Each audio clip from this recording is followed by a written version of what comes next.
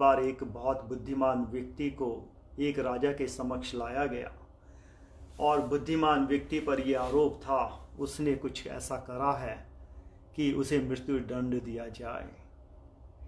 बुद्धिमान व्यक्ति राजा के पास पहुंचा, देखा सब दरबार में देख रहे थे, सब लोग घबरा रहे थे। बुद्धिमान व्यक्ति को भी जीवन से मोह एकदम सा आया और जब वो मोह आया तो वो घबरा गया। जब राजा के सामने गया, राजा ने पूछा, एक्सक्यूज मी, आपको पता है ना आपको यहाँ क्यों लाया गया है और आपके पास दो ही ऑप्शन है, आप इनमें से एक कर लीजिए। राजा ने एक रस्सी की तरफ इशारा करा, कहता है देखो एक तो ये रस्सी लटक रही है, ठीक है, दूसरा वो सामने आपको एक दीवार दिखाई दे रही है, वहाँ पर एक सीढ़ी है, उसके पीछे एक बिल्कुल, तो देखा वहाँ चारों तरफ एक काला अंधेरा था। उस दीवार में ऐसे देखकर उस पर चारों तरफ जो है कुछ चीज़ हिलती हुई दिखाई दे रही थी। तो ये जो बुद्धिमान व्यक्ति था इसको ये लगा ये तो सांपों की नगरी है। उसने कहा, हे राजन, आपके मैं जो है ये रस्सी पे जाना पसंद करूंगा। जैसे ही पहुंचा रस्सी के पास, सब दरबान उस तक साथ देख रहे थे ये इस बुद्धिमान का भी ये होगा।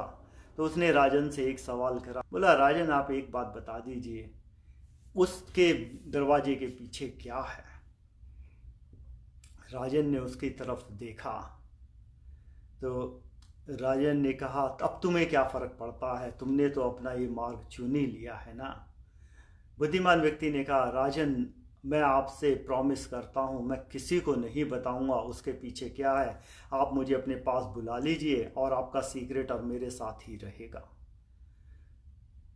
राजन उसकी बातों में आ गया क्योंकि वो बुद्धिमान व्यक्ति था।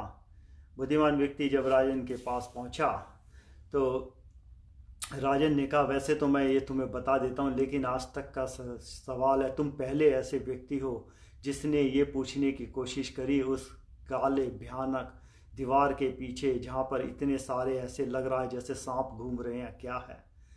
तो राजन ने उसे बड़े हंसते हुए कहा, उसके पीछे फ्रीडम है। उस बुद्धिमान व्यक्ति ने राजन को हाथ जोड़ा और वो आया वापस अपनी सजा की जगह और उसने कहा, राजन मैं वो मार्ग चुनना चाहता हूँ। क्योंकि राजन का उसने विश्वास नहीं तोड़ा, उसने किसी को नहीं बताया उसके पीछे क्या है। दरबार में कभी किसी ने उसे देखा नहीं, तो पूछा नहीं था कि उस दरवाजे के पीछे।